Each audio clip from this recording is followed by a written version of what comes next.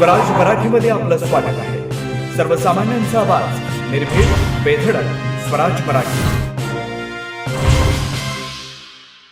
सांगली, मिरज आणि कुपवाड शहर महानगरपालिकेनं नवीन कर मूल्यांकन नावाखाली सांगली, मिरज आणि कुपवाड शहर मालमत्ता धारकांना अनेक पटीनं घरपट्टी आकारणी केली.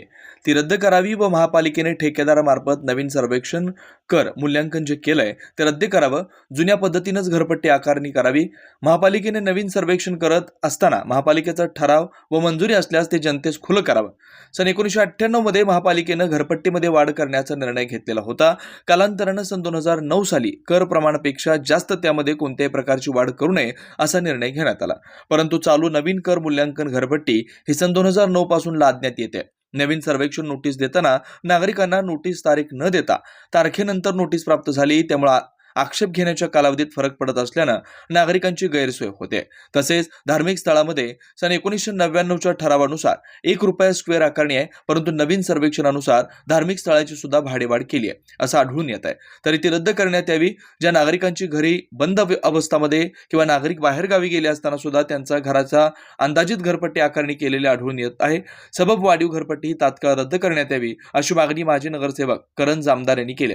यावेळी सोबत विशाल घाडगे, गणेश शिंदे, अजिंक्य चिंचणे, अक्षय पवार, अनिकेत भोसले, शिवराज चव्हाण उपस्थित होते. सांगली, मिरज, कुपवाड महापालिकामध्ये जे घरपट्टी वाढ करण्यात आलेली आहे, आज त्या संदर्भात आज आम्ही सर्व जामदार शक्तीचे कार्यकर्ते आयुक्त साहेबांना, उपायुक्त साहेब मुख्यालय आणि उपायुक्त मॅडम मिरज यांना आम्ही निवेदन देण्यात आलेलं आहे की जे हे घरपट्टी वाढवण्यात आलेले आहे त्यात काही त्रुटी आहेत, जेणेकरून नागरिकांवर जे बोजा पडत आहे त्यात जे ह्या त्रुटी सुधारणा करण्यात आल्या तर महापालिकेचं उत्पन्नही वाढेल आणि बोजाही पडणार नाही नागरिकांबरोबर. त्यात आम्ही सुचवलेल्या काही गोष्टी अशा आहेत की प्राथमिक जी धार्मिक स्थळं आहेत, 1999 साली एक महापालिकेने ठराव करण्यात आलेला की धार्मिक स्थळं ही लोकांच्या श्रद्धेस्थानी असते, आशास्थानी असते. त्यामुळे त्यावर घरपट्टी न आकारता फक्त ₹1 स्क्वेअर फीट ह्या दराने फक्त त्यांच्यावर घरपट्टी आकारण्यात यावी. पण गेले 25 वर्षात तसंच चालू होतं. पण यावेळी धार्मिक स्थळांवर सुद्धा त्यांनी रेडी रेखनाप्रमाणे सर्वांवर सेम घरपट्टी आकारण्यात आलेली आहे. धार्मिक स्थळांची बऱ्याच ठिकाणी त्यांची परिस्थिती नसते आहे की एवढे पैसे भरायचे. त्यामुळे आम्ही त्यांना हे रद्द करण्याची मागणी करतो आणि आधी जो ठराव होता की ₹1 स्क्वेअर फीट त्याप्रमाणेच त्यांच्यावर घरपट्टी लागू करण्यात यावी अशी आम्ही त्यांच्यावर विनंती केलेली आहे. दुसरी गोष्ट अशी होती की 1998ला महापालिका स्थापन झाल्यावर त्यावेळी आपण महापालिका क्षेत्रफळ वाढला त्यावेळी सर्वांची घरपट्टी वाढवण्यात आलेली. 2009 साली महापालिकेच्या लक्षात आले की ही जी घरपट्टी वाढ झालेली आहे ती त्यावेळीप्रमाणे जास्त झालेली आहे. त्यामुळे त्यावेळी ठराव करण्यात आला की इथून पुढे काळात थोड्या वर्षांकरता घरपट्टी वाढ करू नये.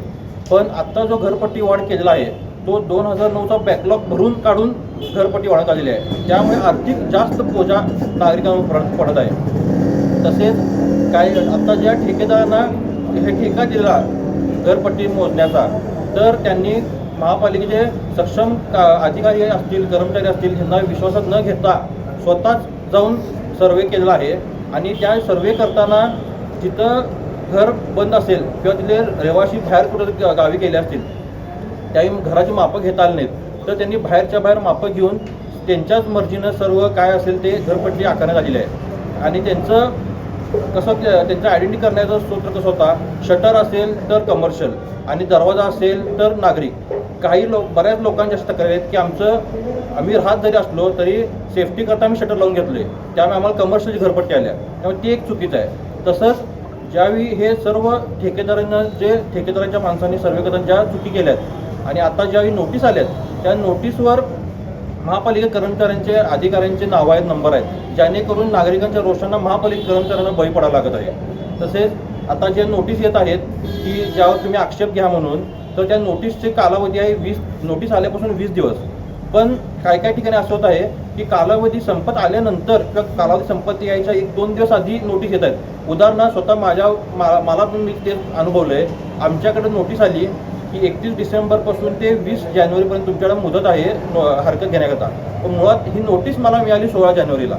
त्यामुळे बऱ्याच लोकांच्या पण अशा अडचणी झाल्यात की जेणेकरून लोकांना त्यावर आक्षेप घेता येणार. त्यामुळे तीही आम्ही मागणी केली की त्याची मुदतवाढ घ्यावी, लोकांना द्यावी महापालिकेनं.